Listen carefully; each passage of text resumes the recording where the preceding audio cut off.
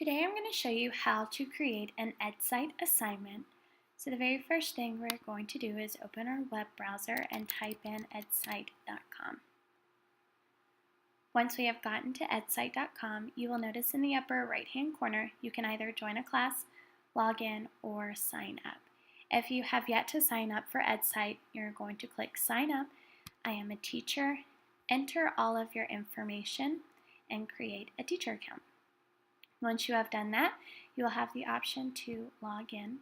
You're going to log in with your user ID.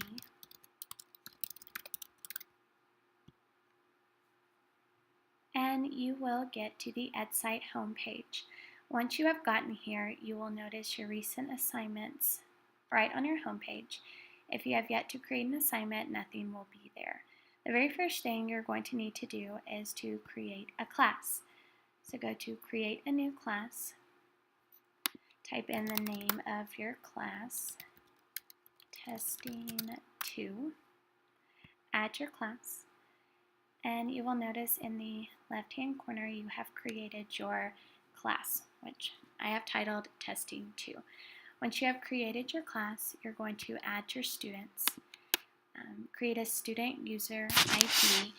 And in some cases, the ID name may already be taken. For my students, I did last name and first name. However, there may be students with that name already. So I'm going to do my name, my first name, my last name, password. I made all of my student passwords the same, LCPS1234, and I'm going to add a student. Luckily, nobody has my name. And here you can see my name, whether you can edit the student, get a report, or delete. Unfortunately, you have to do that for all of your students unless you have the capability of creating a CSV file and just uploading the file, and it will add all of your students at once. If you can do that, great. If you can't, just upload them one by one, and it really doesn't take that long of a time. You can see all of my students here that have been uploaded. Once you have created your class, now you can create your assignment. Go to Assignments, My Assignments, create New Assignment, and create the name of your assignment. So let's name this assignment Breaking. The due date is going to be next Friday, and I'm going to add questions to my assignment.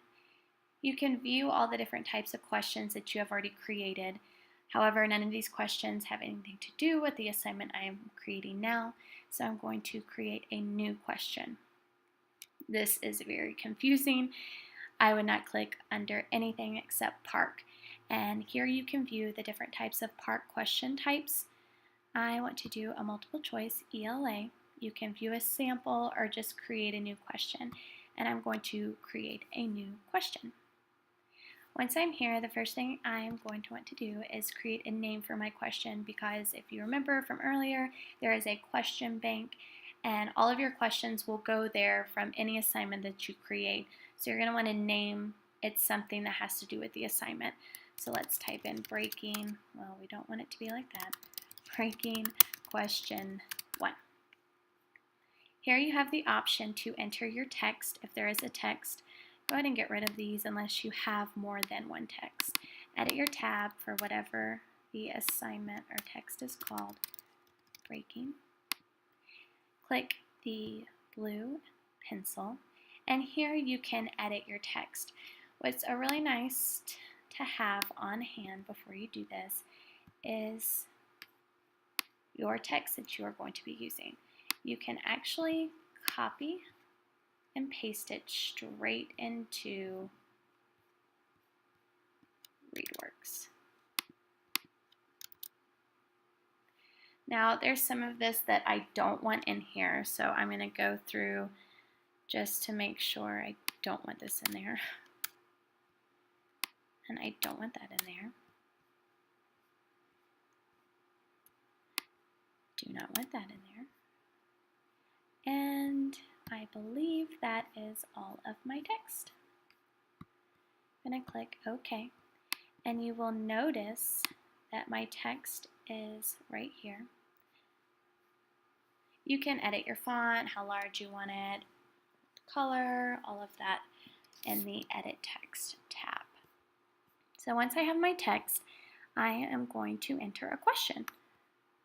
Well, why create your own questions whenever there are plenty of sites that have questions for you? So the first question I want to enter is, who is Oliver Acton? I'm going to edit the prompt and just copy and paste. I'm going to have to enter all of my choices. I can copy and paste them if I would like.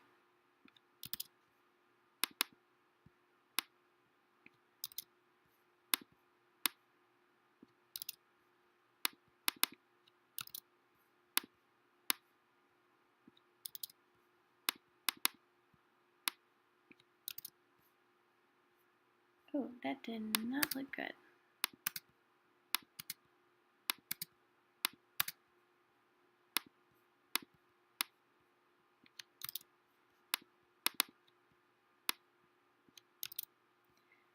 Once you have all of your answer choices entered, you're going to go to this wheel, click it, and you can mark your correct answer. Say there's multiple answers, you can click multi-select and add more than one answer choice. I actually have not read this yet, so I'm not quite sure the answer, so we're just going to guess. I think it is B. And we are done. It is important to make sure that you have selected the correct answer choice, because whenever your students take the test and it comes back that they got it wrong, but really they got it right because you did not click the correct answer choice.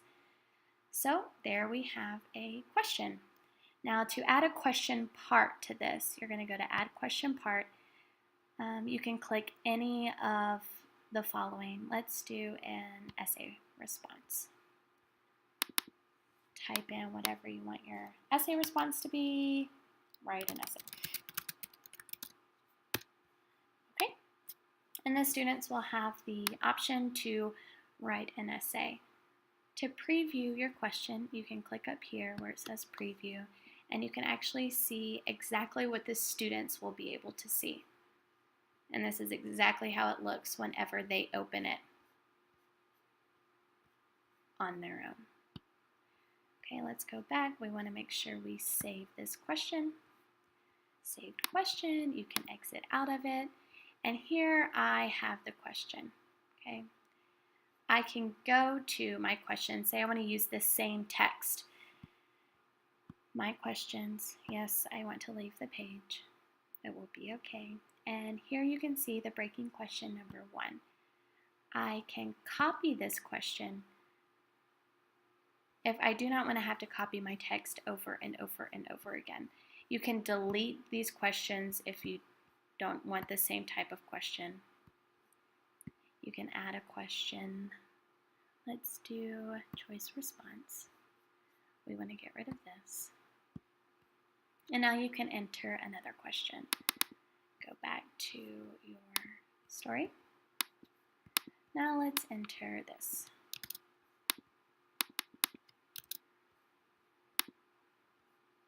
Edit your choices for time-saving purposes. I'm not going to edit all the choices, but I will mark the correct answer because I don't want to forget that. Say there's 2 answers. Okay, done. I am going to name this question 2. I'm going to save, and I am going to go to my questions. You can view the 2 questions that I have created right here. Now to add them to an actual assignment, you go to Assignments, My Assignments, create a new assignment. Let's name this assignment Breaking CFA 1.